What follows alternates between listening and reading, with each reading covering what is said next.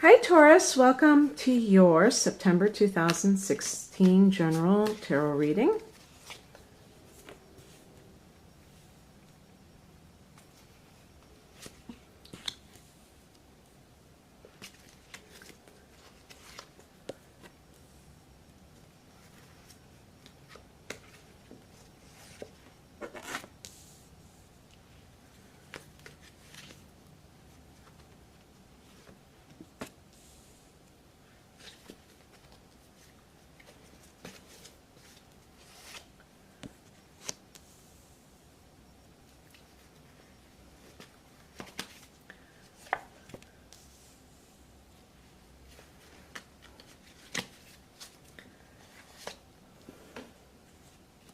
Okay.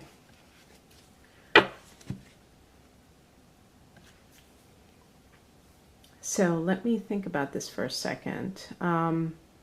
That eclipse that we are having on September 1st, that solar eclipse, is happening in your fifth house, which is your love sector and your creativity sector, children's sector. Okay? So that would mean that, and of course there's going to be Jupiter there too. Jupiter is finishing its run in the sign of Virgo.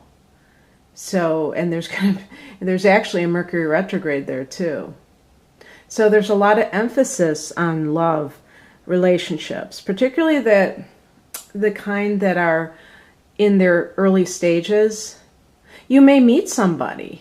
And it may be somebody, it might not be somebody that you've never known before. Maybe it's somebody that you knew, and in that Mercury retrograde period, you hear from them and you realize that the two of you, are compatible and you want to have a relationship. It's a very powerful type of new moon. So the new beginning is kind of almost like gets ushered in, so to speak.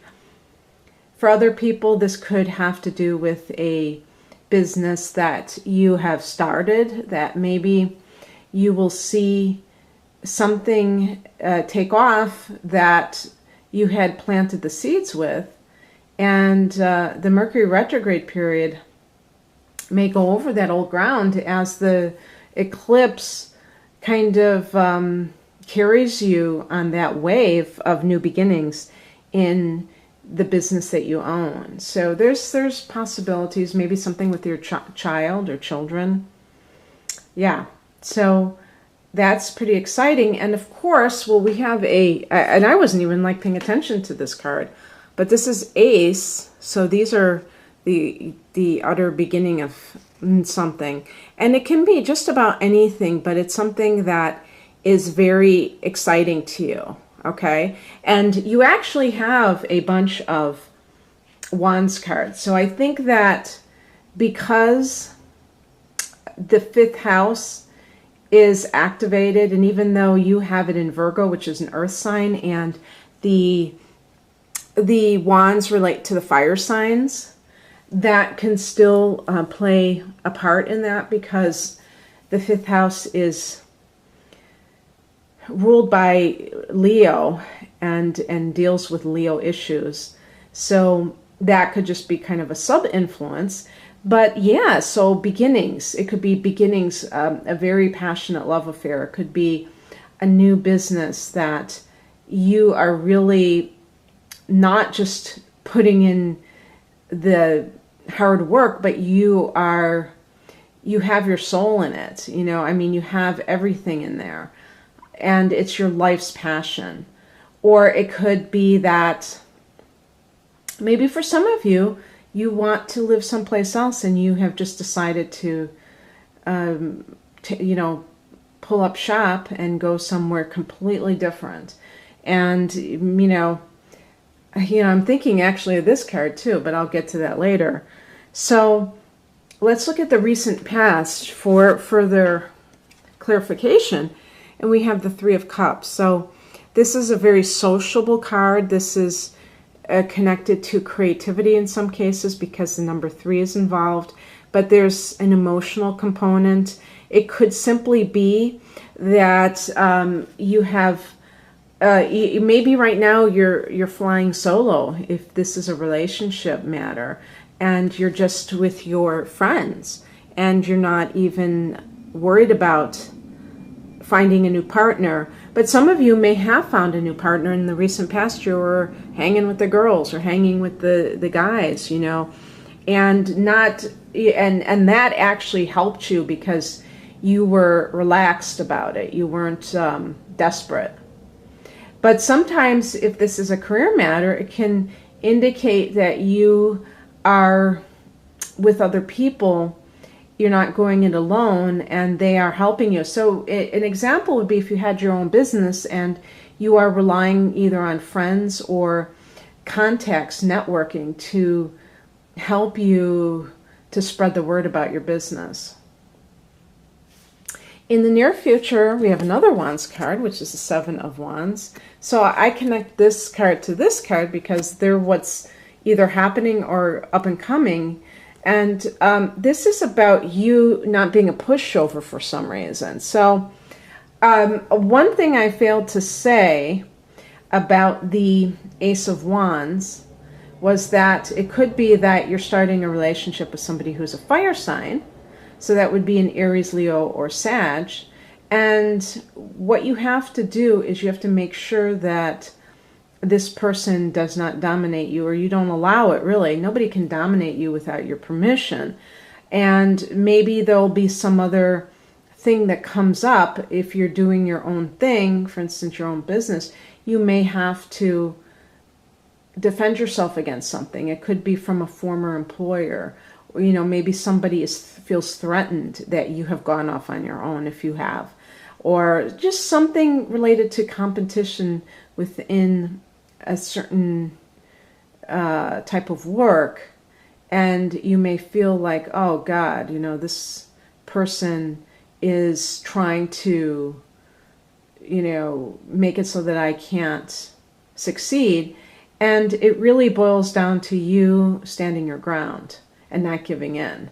Taurus sometimes does give in because sometimes you don't, because you're known as being very, you know, stubborn, but sometimes you do because you want to keep the peace. And there's a time to do that, obviously, but there's a time to fight for what's yours. The higher perspective is the Eight of Pentacles, and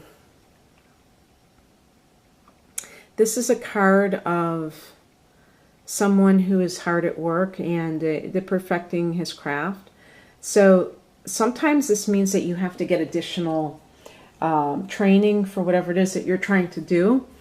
Sometimes it means that you have to get better at what you're doing in order to perfect it. So let's say that you have a dream of making jewelry, and you may have set up your shop and, you know, online and blah, blah, blah, but you still have some stuff to work out. Maybe you need to kind of get a little bit more instruction so that you can offer more things, and maybe you don't know how to make certain things. Maybe you don't know how to bead, or you don't know how to, you know, whatever.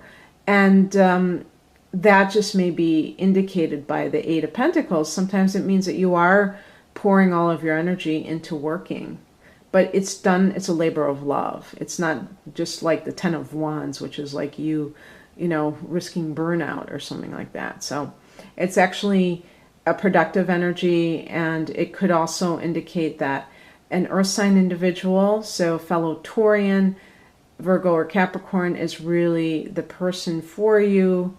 Maybe you have overlooked an earth sign that's available for a relationship, or maybe you broke up with one and you'll hear back, and it would be good to actually take their phone call and take them seriously.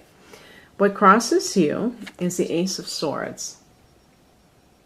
Now this could be either you or another person somehow not not changing your thought patterns. You know, this is the Ace of Swords is about a new attitude, or even a real direct approach to whatever is happening. This may be you still trying to hold on to something that has kind of gone out.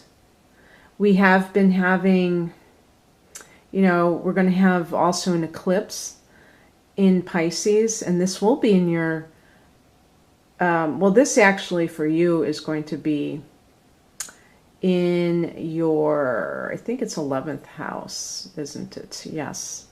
So this might have to do with a friendship. So if there was some group of friends that you were hanging with, and let's say you met somebody and, you know, maybe they were put out by that, and maybe you will end up having to let them go, because if they are threatened by the fact that you're in a relationship now, and they're giving you grief about it, that's not right either. But the Ace of Swords in reverse may mean that you're still not ready to move into a new phase. We have two aces, and yet Taurus, being a fixed sign, may drag its feet in regards to, you know, really starting over.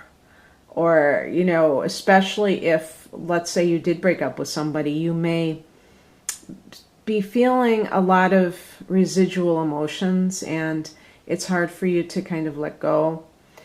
Obviously, it's always better to let go, but it's not, you can't just snap your fingers. So it may be that September is more of a time of transition, a time for you to kind of wrap your brain around whatever it is that is changing in your life. And maybe October will be more of the time when things can fully, you know, proceed. And if it's a romantic situation that you've been having, maybe you're even still with the person, but you know that it's over. It might even be in, I think we're going to have that full moon in Taurus. Oh no, but that would be your first house. That wouldn't be your 7th house. Oh, maybe like a new moon in Scorpio. That might be a time when you make a commitment to a new person, a serious commitment. But that's not happening for quite a while, so I don't want to talk about that. I think that it could be something that recently happened that is hard for you to kind of process, and that's okay. You know, it is what it is, right? Just keep a space for it. Don't, you know, that's the main thing. Even if you're on the stubborn side and you don't like to change much, just at least say, I'm going to try to make, you know, my mind flexible enough to consider the possibility that I need to leave this relationship, or that I need to forgive this person, whatever is kind of holding you in this holding pattern, keeping you in this holding pattern. The attitude to adopt, so this is less about action and more about the mental way of being or acting, is the Knight of Wands, another Wands card. Oh my goodness gracious. And this is a card about fearlessness. So again, if there's some new beginnings that you need to enact, you know, you have to realize that this is the time. Now, of course, with the Mercury retrograde lasting until the 22nd, I believe, of the month, it's not considered the best time to start things, because there's still a lot of review going on, and it could affect the, you know, the way that the project proceeds. So maybe at the end of the month is better to initiate new things, but obviously some people have to make decisions during a Mercury retrograde, and it would be absolutely crazy if you were offered a job, for instance, and you said, no, I'm not going to sign this until Mercury grows out of its shadow on October 7th. And then they go, okay, next. No, that would be crazy. So when I say these things, please use common sense. It's don't be superstitious, but don't, on the other hand, ever underestimate a Mercury retrograde, because it definitely, I have felt the brunt of a Mercury retrograde, believe me. But the Knight of Wands is about really kind of doing your thing fearlessly, being a warrior. And again, there may be some situation where you have to defend your good name. Maybe, I was thinking in terms of a business situation, but it could possibly be in the private sector. I mean, in the love arena, I suppose, if somebody's slandering you or trying to say that you did something wrong, it's spreading rumors. But I do think specifically about job issues. Like, let's say you went to a new job and they said, well, we just contacted your employer and they said that you were always late, or they try to get revenge on you or something, and you would have to really make a case for the fact that that's not true, if it isn't, obviously. In other words, just don't lie down and take it. The advice is another Wands card, which is the King of Wands. This is the person who is really in total I would say is in a very powerful position, but it's owning your power in a positive way. In other words, rather than somebody who is throwing their weight around and trying to intimidate people, manipulate people, that's not being powerful. And yet, how many people do that? How many bosses do that? So if you do own your own business and you employ other people, it's about being cooperative with them, not thinking, well, it's my business, so I call the shots. And even if you do, that doesn't mean you flaunt your authority over other people, that you always listen to other people, that you always take their needs into account. It can deal with some people with father figures, whether it's your personal father that you need to contact for some reason, or the father of your child. If you are a man and you are a father, maybe you are supposed to be doing something for your child, or maybe you have found out that you possibly are a father and you need to get a paternity test if somebody is trying to tell you that you're not the father. I mean, there's a million possibilities, but that's another possibility of what the king represents as a father or an authority figure. So it could be a boss that is a good boss, but you might be that good boss, or it's telling you need to be that good boss. If your business is expanding and you have people that you're hiring, you need to really convey authority in a positive way instead of a controlling way. And it can also mean that you are very much the entrepreneur, but in the most, how can I put it, in the most authoritative way. In other words, if I had the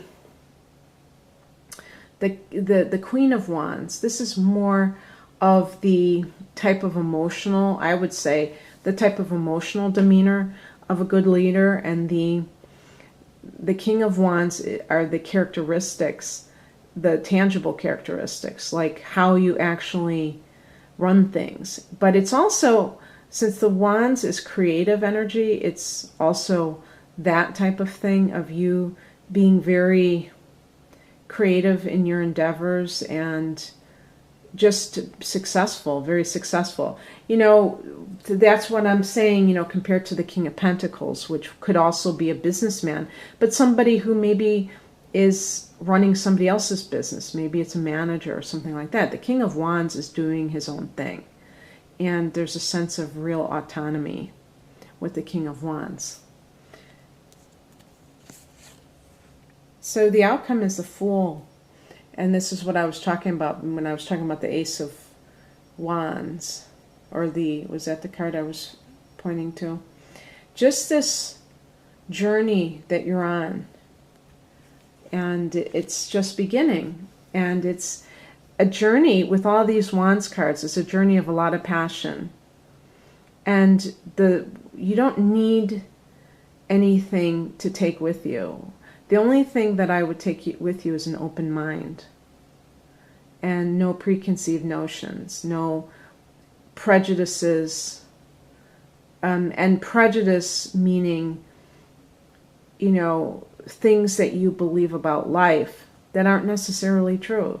Maybe they're based on bad experiences you've had that you kind of impose upon whatever you're dealing with, whether it's a new person, whether it's a new situation. And it hurts you because you have, you know, a mindset that is set in its ways. And, you know, whenever you do that, you limit yourself. And the Fool is about pure potential. The 0 represents pure potential. So it looks like you have a lot of new beginnings, Taurus, and a lot of excitement about them. And I hope you enjoyed this. If you'd like a personal reading, please click on the link below. Otherwise, have a great September. Bye.